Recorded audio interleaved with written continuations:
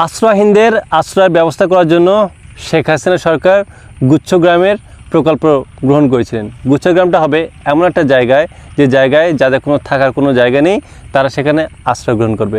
সারা বাংলাদেশে দেখবেন যে বিভিন্ন গ্রামে অসংখ্য জায়গায় জমি ভরাট করে সেখানে গুচ্ছগ্রাম তৈরি করা হয়। কিন্তু ফলাফল কী? ফলাফলটা হচ্ছে, যে কাজের জন্য উদ্যোগ নেওয়া হয়েছিল, মূলত এখানে হাজার হাজার কোটি টাকা লোপাট করা হয়েছে।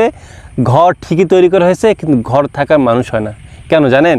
কারণ আমার এলাকায় যদি গুচ্ছগ্রামের অবস্থা যদি বলি, সেখানে বিদ্যুৎ লাইন ঠিকমতো নেই, সেখানকার পানির অবস্থা খুবই বাজে, সেখানকার লোকদের জন্য যেটা ভালো কর্মসংস্থান ব্যবস্থা বা এমন একটা জায়গায় গুচ্ছগ্রামটা তৈরি করা হয় যেখানে আশেপাশে সুযোগ সুবিধা বলতে কোনো কিছু নেই। যেমন একটা ভালো হাসপাতাল ব্যবস্থা নেই, ভালো একটা স্কুলের ব্যবস্থা নেই।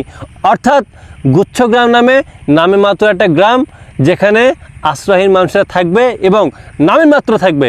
ওই জায়গায় থাকতে গেলে আপনাকে রাজনৈতিক দলকে টাকা দিতে হতো। টাকার বিনিময়ে আপনি সেখানকার ঘরের চাবি পাইতেন, না হলে নেই। এই যে একটা নিউজ আপনারা তো দেখলেন, গৃহহীনদের পুনর্বাসনের 60 ঘরে সন্ধ্যা নামলেই বসে মাদকের আসর। বাস্তবতা হচ্ছে এগুলোই। এত অসুবিধার মধ্যে কোন মানুষ থাকবে এগুলোতে? দরকার পড়লে মানুষ রাস্তাঘাটে শুয়ে থাকবে, তবুও এরকম যখনও জায়গায় থাকবে না, কারণ থাকার কোনো পরিবেশ নেই। নামে মাত্র গুচ্ছগ্রাম তৈরি করছে, হাজার হাজার কোটি টাকা লোপাট করছে। এই যে জমিগুলোতে অনেক ভালো আবাদ হয়, আবাদ জমি নষ্ট করছে শুধুমাত্র নিজেদের কার্যসিদ্ধি লাভের জন্য।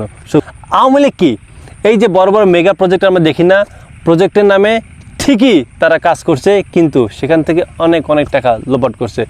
আসলে দেশের উন্নয়নের চিন্তাভাবনা তাদের ছিল না। তাদের মূল চিন্তাভাবনাটা ছিল যে আগে নিজের পকেট ভরাও, তারপর। এই যে কত বড় বড় যে নেতাগুলো যে আছে, তারা ঠিকই বিদেশে বসে আরামায়েশ করতেছে। কীভাবে আরামায়েশ করতেছে? হাজার হাজার কোটি টাকা লোপাট করছে। এই জন্যে দিস ইজ বাংলাদেশ, এবং এটাই ছিল তাদের রাজনীতি।